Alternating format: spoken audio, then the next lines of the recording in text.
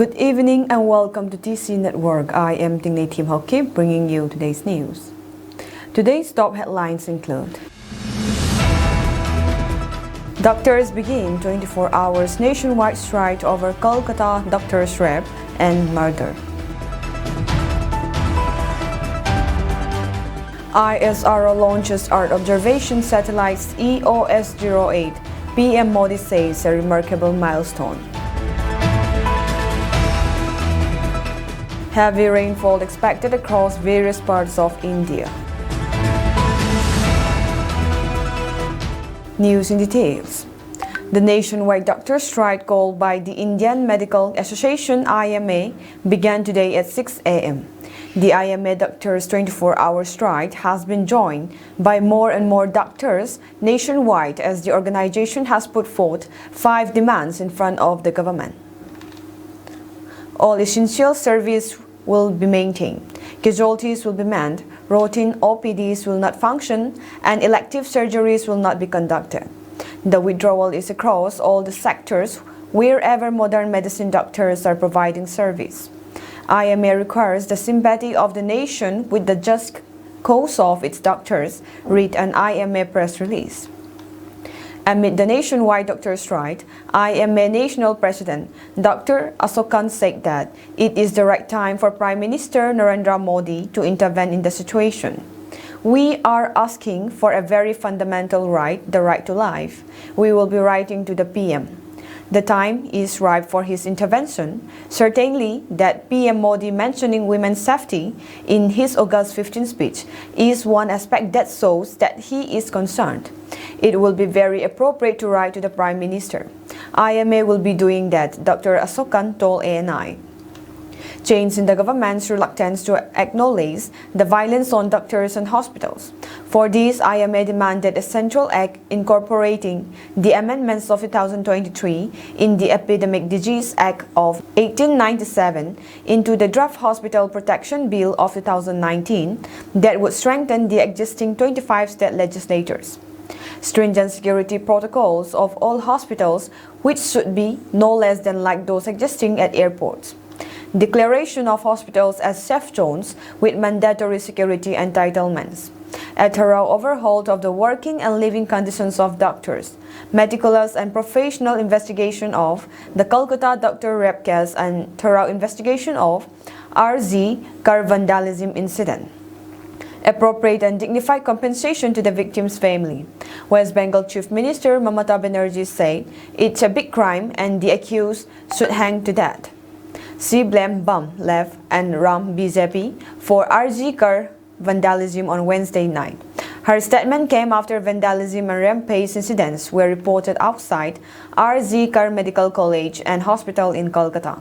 Meanwhile, doctors and nurses continue to protest in Kolkata over the incident.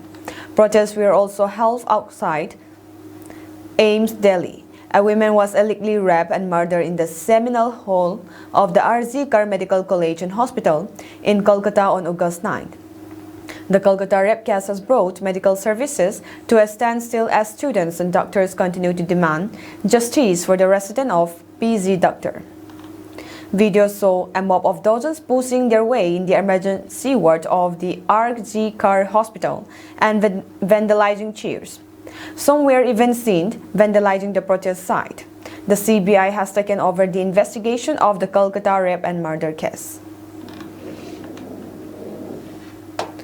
The medical fraternity in Manipur states as in protest suspending OPD, IPD, OT, and diagnostic services for a day to show solidarity with the nationwide protest against the brutal rape and murder of a doctor in Kolkata.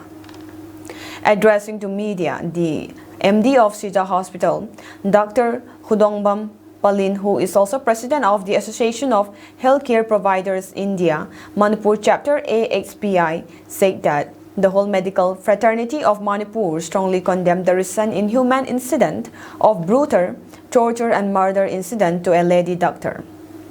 Emergency services remain operational. Dr. Kudongbam Palin, MD of Sija Hospital and President of the Association of Healthcare Providers India, Manipur chapter condemned the incident and called for justice for the victim. Around 36 healthcare centers and hospitals in Manipur participated in the protest organized by AHPI and the Indian Medical Association Manipur State Branch. Protests held placards with messages such as "Safety for doctors, safety for all," "Stand with the medical fraternity," "Stand for women's safety," and "Stop violence against women." The Sub-Divisional Officer SDO of Churachandpur has been directed to inquire into possible clearing of land near Khuga Dam in Churachandpur and to submit the report at the earliest. Churachandpur Deputy Commissioner Darun Kumar S., in a letter to the SDO, cited a report from the Divisional Forest Officer DFO of the district while directing the SDO to probe the matter. Yesterday, August 15, Churachandpur DFO Ither Lal Tankim Sarto sent a missive to the DC, informing the letter that there has been clearing of land near Khuga Dam on the southern side. The DFO said that the cleared land is supposedly put on sale by a private party. Considering the location of the said land, there is a high possibility that the land has already been compensated at the time of construction and damming of Khuga Dam, the letter read. The DFO also said that using forest land for no forest purposes without taking prior approval from the central government is not allowed under Section 2.2 of the Forest Conservation Act 1980. Seeking information on the legal status and ownership of the said patch of land along with the details of the compensating authority, if any, the DFO in the letter added that necessary action will be taken up after the report is furnished.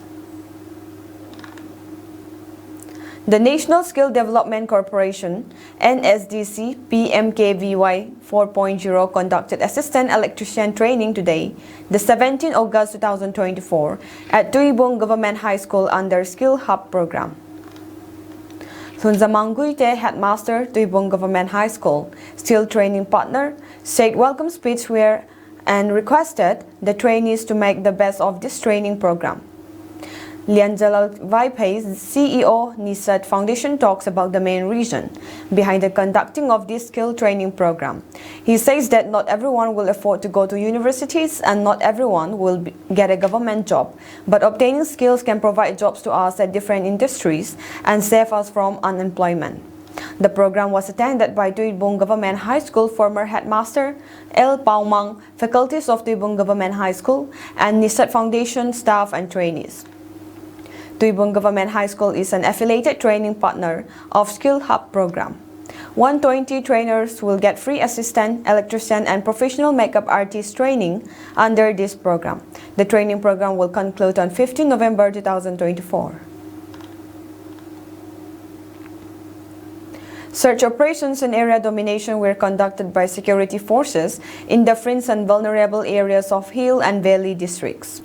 During the search operations, the following recoveries were made: 1 9mm pistol with magazine, 1 12-bore single-barrel rifle, 1 improvised 7.62mm SLR, 1 improvised 9mm CMG with magazine, 1 long-range improvised mortar, 1 short-range improvised mortar, 1 radio shell with charger, Baofeng, 1 MK3A2 grenade, 1 HE36 hand grenade detonator, 2 stun shell, 1 long-range improvised mortar bomb, 1 short-range improvised mortar bomb, 14 live ammunition rounds from general area of Lower Loiching Ridge, Kangpopi District.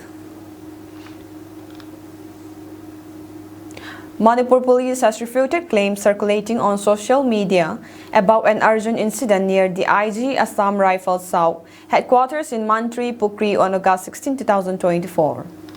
The police clarified on X, formerly Twitter, that the information is false, stating, "This is wrong information. No such incident of arson near IGAR South happened on 16 August 2024. The clarification came in response to a Facebook post that alleged a house belonging to a Naga individual, identified as Mr. Ringo, the ADC chairman of Chandil district, was set on fire around 2:40 p.m. on Friday. The post claimed the house, which once belongs to a Kuki family, was deliberately burned by unidentified individuals reportedly seen near the location prior to the incident. The post further mentioned the presence of 3 men riding Royal Enfield motorcycles, believed to be part of the group responsible for the arson. Manipur police asked the public to refrain from spreading unverified information that could exacerbate tensions in the region.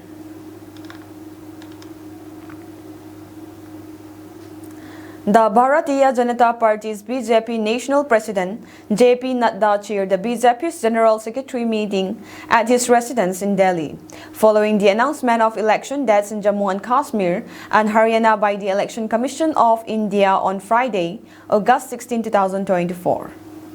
The Bharatiya Janata Party's BJP National President J.P. Nadda chaired the BJP's General Secretary meeting at his residence in Delhi, following the announcement of election dates in Jammu and Kashmir and Haryana by the Election Commission of India on Friday, August 16, 2024. The meeting was attended by the BJP's National General Secretaries to discuss the effective functioning of the NDA alliance.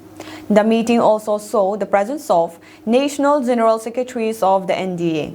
Earlier, J.P. Nadda attended a meeting with the Jammu and Kashmir Bharatiya Janata Party, along with Union Minister and JK Election in charge G. Kishan Reddy and Tarun Chou, National General Secretary and JK Prabhari, to constitute an election committee for the Union Territory of Jammu and Kashmir for the upcoming assembly elections.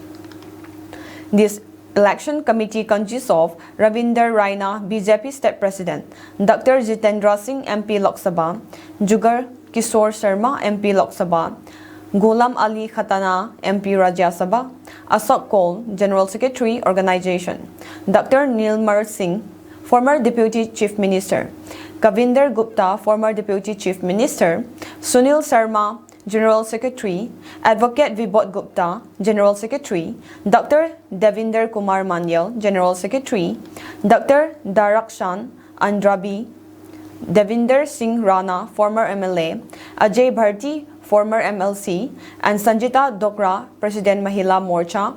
The Bharatiya Janata Party's National President J.P. Nadda chaired the BJP's General Secretary meeting at his residence in Delhi, following the announcement of election dates in Jammu and Kashmir and Haryana by the Election Commission of India on Friday, August 16, 2024. The meeting was attended by the BJP's National General Secretaries to discuss the effective functioning of the NDA alliance. The meeting also saw the presence of National General Secretaries of the NDA. Earlier, J.P. Nadda attended a meeting with the Jammu and Kashmir Bharatiya Janata Party, along with Union Minister and JK Election in charge G. Kishan Reddy and Tarun Chou, National General Secretary, and J.K. Prabhari, to constitute an election committee for the Union Territory of Jammu and Kashmir for the upcoming assembly elections. This election committee consists of Ravinder Raina, BJP State President, Dr. Jitendra Singh, MP Lok Sabha, Jugal Kishore Sharma, MP Lok Sabha, Ghulam Ali Khatana, MP Rajya Sabha, Ashok Kaul, General Secretary, Organization, Dr. Nilmar Singh, former Deputy Chief Minister, Ravinder Gupta, former Deputy Chief Minister, Sunil Sharma, General Secretary, Advocate Vibod Gupta, General Secretary, Dr. Devinder Kumar Manyal, General Secretary, Dr. Darakshan Andrabi, Devinder Singh Rana, former MLA, Ajay Bharti, former MLC, and Sanjita Dokram, President Mahila Morcha. This committee has Union Minister G. Kishan Reddy, Tarun Chou, National General Secretary, Prabhari JK, Ashish Shud, Sebra Pari JK, and Dr. Narinder Singh, National Secretary, as special invitees. On Friday, Chief Election Commissioner Rajiv Kumar announced the dates for the assembly elections in the Union Territory of Jammu and Kashmir will be held in 3 phases from September 18. Nadda also attended a high-level meeting of the BJP central leadership in Delhi following the announcement of the dates for the Haryana Assembly elections on Friday, August 16, 2024. The meeting was convened by Prime Minister Narendra Modi in the presence of Nadda as well as Union Defence Minister Rajnath Singh, Union Home Minister Amit Shah, and Haryana Chief Minister Manohar Lal Khattar. The meeting focused on the party's strategy for the upcoming election in the northern state.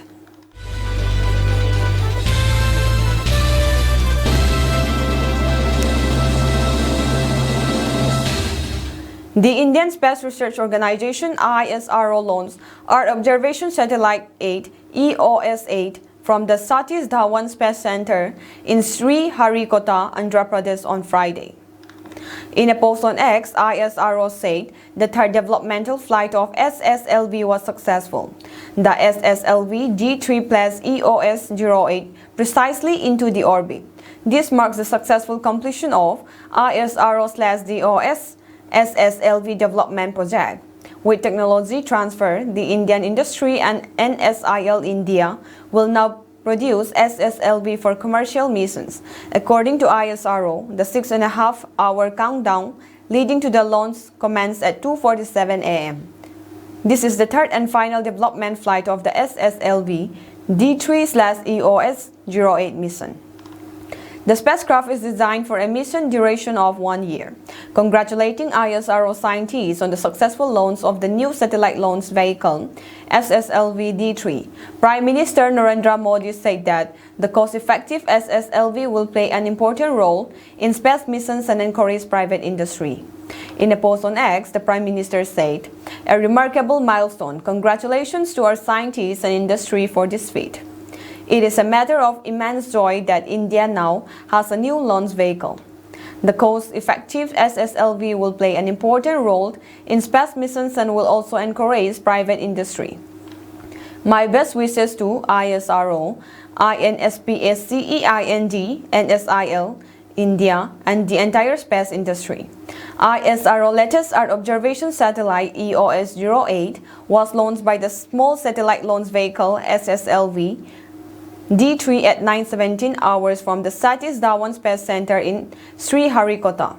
The primary objectives of the EOS-08 mission include designing and developing a microsatellite, creating payload instruments compatible with the microsatellite's bus, and incorporating new technologies required for future operational satellites. Built on Microsat/IMS-1 bus, EOS-08 carries 3 payloads: Electro-Optical Infrared Payload EOIR, Global Navigation Satellite System Reflectometry Payload GNSSR, and SIC UV dosimeter. The EOIR payload is designed to capture images in the mid-wave IR, MIR, and long-wave IR, LWIR, both during the day and night for applications such as satellite-based surveillance, disaster monitoring, environmental monitoring, fire detection, volcanic activity observation, and industrial and power plant disaster monitoring. The GNSSR payload demonstrates the capability of using GNSSR-based remote sensing for applications such as ocean surface, wind analysis, soil moisture assessment, cryosphere studies over the Himalayan region, flood detection, and inland water body detection. Meanwhile, the SIC UV dosimeter monitors UV irradiance at the viewport of the crew module in the Gaganyaan mission and serves as high-dose alarm sensor for gamma radiation. The spacecraft mission configuration is set to operate in a circular low Earth orbit (LEO) at an altitude of 475 km with an inclination of 37.4 degrees and has a mission life of 1 year. The satellite has a mass of approximately 175.5 kg and generates power of around 420 watts. It interferes with the SSLV D3 launch vehicle. EOS-08 marks significant advancement in satellite mainframe systems such as an integrated avionics system known as the Communication, Baseband, Storage and Positioning (CBSP) package, which combines multiple functions into a single efficient unit. The system is designed with coal-reductant systems using commercial off-the-shelf COTS components and evaluation boards supporting up to 400 GB of data storage. Additionally, the satellite includes a structural panel embedded with PCB, an embedded battery, a micro DGA dual gimbal antenna, and MPAA phase array antenna, and a flexible solar panel. It's serving as key components for onboard technology demonstration. The satellite employs a miniaturized design in its antenna pointing mechanisms, capable of achieving a rotational speed of 6 degrees per second and maintaining a pointing accuracy of ±1 degree. The miniaturized phased array antenna further enhances communication capabilities, while the flexible solar panel incorporates a foldable solar panel substance, GPRF tube, CFRP honeycomb rigid end panel, offering improved power generation and structural integrity. A pyrolytic graphite sheet diffuser plate known for its high thermal conductivity of 350 W/mK reduces mass and finds application in various satellite functions. Furthermore, the EOS-08 mission adopts a new method of integrating housekeeping panels using a hinge-based fixture, significantly reducing the duration of the assembly, integration, and testing AIT phase. Several Indian states are bracing for heavy rainfall on Saturday, August 17, as an active monsoon weather system intensifies. The India Meteorological Department IMD has issued an orange alert for West Bengal, Kerala, Chhattisgarh, Tamil Nadu, and Odisha, warning of potentially dangerous conditions. According to the IMD's latest bulletin, heavy to very heavy rainfall greater than or equal to 12 cm is very likely at isolated places over Chhattisgarh, Gangetic West Bengal, Odisha, Tamil Nadu, Puducherry, and Karaikal and Kerala and Mahe. Additionally, heavy rainfall greater than or equal to 7 cm is expected in Himachal Pradesh, Uttarakhand, East Uttar Pradesh, West Rajasthan, Madhya Pradesh, Vidarbha, Jharkhand, and Assam. In the national capital Delhi, rainfall has been a daily occurrence since the beginning of August. The city has recorded 15 consecutive days of rain, ranging from light to drizzles to heavy showers. On Friday, South Darjeeling, Delhi's primary weather station, registered 13.6 mm of rain, while Palam, Ayanagar, and Narela recorded 28.5 mm, 18.6 mm, and 9.5 mm respectively. Despite the rainfall, Delhi's temperature remains above normal, with the city recording a maximum of 35.2 degrees Celsius on Friday, 1.4 degrees above the usual. High humidity levels reaching 70% in the evening added to the discomfort. Waterlogging and fallen trees were reported across various parts of Delhi, including Palam, Rohini, and Dwarka. However, the IMD has placed the capitals in a green zone for the next 6 days, indicating no severe weather warnings, though light rain and cloudy skies are expected to continue. Maximum temperatures are likely to hover around 35 degrees Celsius with minimums around 26 degrees Celsius.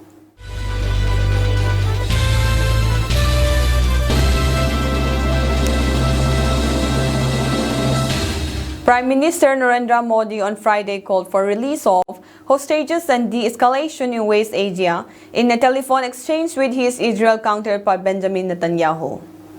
Reiterating India's call for immediate release of all hostages and the need for continued humanitarian assistance for the affected, PM Modi called for an early and peaceful resolution of the conflict through dialogue and diplomacy. They also discussed various aspects of the bilateral cooperation and ways to further strengthen the India-Israel strategic partnership.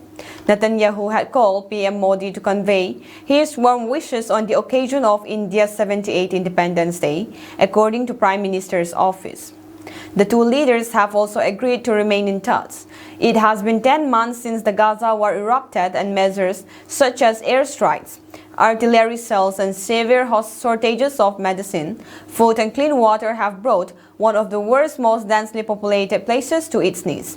On Tuesday, Hamas fired 2 rockets at Israel's commercial hub, Tel Aviv, after Israeli airstrikes in Gaza that killed at least 19 Palestinians. It was the first time since May when the Hamas last claimed firing rockets at Tel Aviv. The report, citing Israeli military, said there were no casualties in Israel following the rockets fired from Gaza. One of the rockets fell into the sea, while the other did not reach Israeli territory. While Israel has maintained that it goes to great lengths to avoid civilian casualties and accuses Hamas of using humans as shields. Earlier on Monday, the U.S. said that the Gaza ceasefire talks slated for Thursday to go ahead as planned and that an agreement was still possible. A media report said that U.S. Secretary of State Antony Blinken planned to set off on Tuesday for discussions in Qatar, Egypt, and Israel. The Israeli government said it would send a delegation to Thursday's talks to finalize the details of the agreement proposal. Hamas, however, is demanding a workable plan to implement the proposal presented by US President Joe Biden in May rather than more talks. It is known that the government team led by the Prime Minister of Chinland visited the war field of Tantalan, which is currently being formed by the Chinese government troops, and supported the needs. The government of Chinland announced today on August 17 that the government, the Minister of Interior, the Minister of Construction, and the Minister of Electricity and Energy have joined the mentioned trip. Since July 22, the Chinland government troops had started attacking military council military camps between Hakha and Tantalan, including the Battle of Tantalan. They have been able to capture more than 8 terrorist military camps, including the Khalara 269 camps on Tantalan. At present, military council troops stationed in some buildings in the city, including military council stations at the NLD office on Tantalan City, are still being attacked. A brawl broke out in Turkish parliament Friday after lawmakers convened to discuss the status of a jailed opposition figure controversially stripped of his parliamentary immunity earlier this year. They were meeting after the country's constitutional court earlier this month struck down parliament's decision to oust Ken Atalay from his parliamentary seat. Lawyer and rights activities, Atalay was deprived of his seat in January following an ill-tempered parliamentary session, despite efforts by fellow leftist deputies to hold the proceedings. He was one of 7 defendants sentenced in 2022 to 18 years in prison following a controversial trial that also saw the award-winning philanthropist Osman Kavala jailed for life. From prison, 48-year-old Atalay ran for a seat in parliament, representing the earthquake-ravaged Hatay province in last May's general election. He was elected as a member for the Leftist Workers' Party of Turkey, which has 3 seats in the parliament. But that election win led to a legal standoff between President Recep Tayyip Erdogan's supporters and opposition leaders that pushed Turkey to the verge of a constitutional crisis last year. Parliament's decision in January to oust Atalay came after a ruling by the Supreme Court of Appeals that upheld his conviction, clearing the way for the move to strip him of his parliamentary immunity. But on August 1, the Constitutional Court, a body in charge of reviewing whether judges' rulings comply with Turkey's basic law, published its ruling on the case. It ruled Atalay's ouster as member of parliament was null and void. On Friday, DIP Deputy Ahmet Sik defended Atalay against the attacks on him by ruling party lawmakers. It's no surprise that you call Atalay a terrorist, he said. All citizens should know that the biggest terrorists of this country are those seated on those benches, he said, indicating the ruling majority.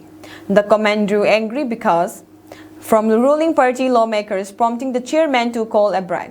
Scuffles broke out after former footballer Alpay Öcalan, a lawmaker from Erdogan's ruling AKP party, walked to the rostrum and shoved Sik to the ground, said an AFP journalist in parliament. Another opposition MP was injured when she tried to calm the session. Footage posted online showed the brawl and then staff cleaning bloodstains from the parliament floor afterwards.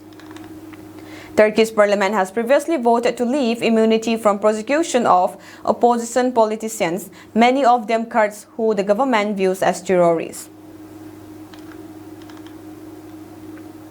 A Russian parliamentary deputy said on Friday that the Western-backed Ukrainian incursion has brought the war close to an all-out global war, Russia's RIA news agency reported.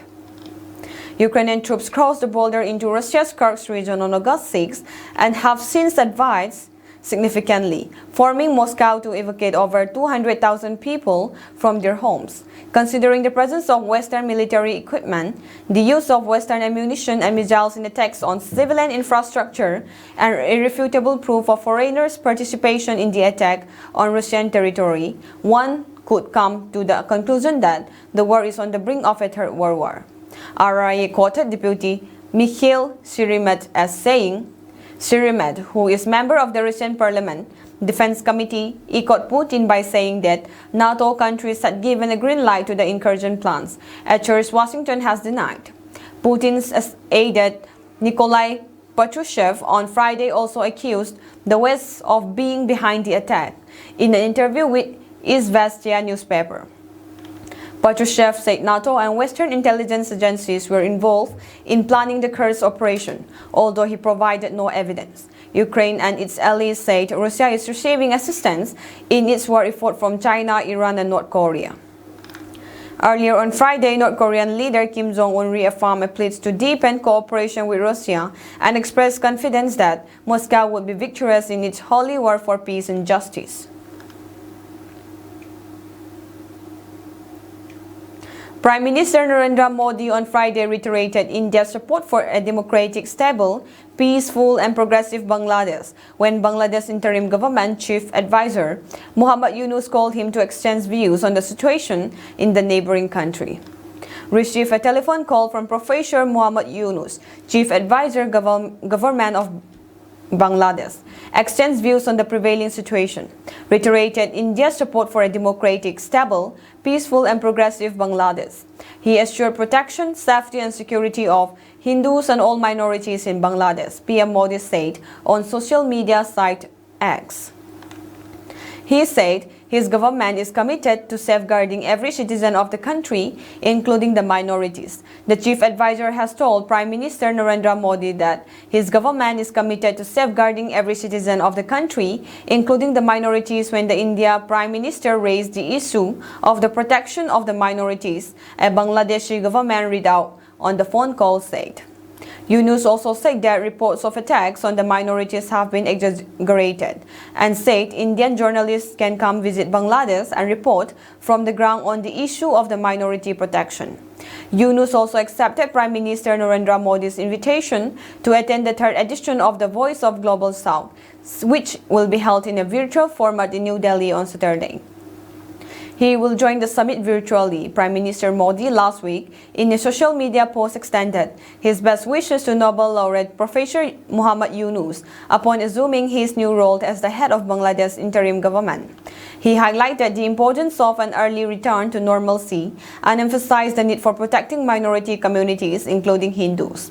Members of the Bengali Hindu community in Bangladesh have faced attacks following the ouster of former Bangladesh Prime Minister Sheikh Hasina, who fled to Delhi from Dhaka after student protests against job quotas turned violent. Bangladesh interim government advisor Yunus, a Nobel laureate, have called for attacks on Hindus and other minorities in Bangladesh to stop. Irate mobs and miscreants have attacked Hindus across Bangladesh during the recent period of unrest, as many view the Bengali Hindu community as sympathetic to Awami League, Sheikh Hasina's party. Bengali Hindus represent about 8% of Bangladesh's 170 million people. The apex body of Hindus in Bangladesh on Tuesday said the minority Hindu community faced attacks and threats in 278 locations across 48 districts since the fall of Sheikh Hasina-led government on August 5 and termed it as an assault on the Hindu religion during a press conference. That is all for today's news, and have a pleasant evening ahead.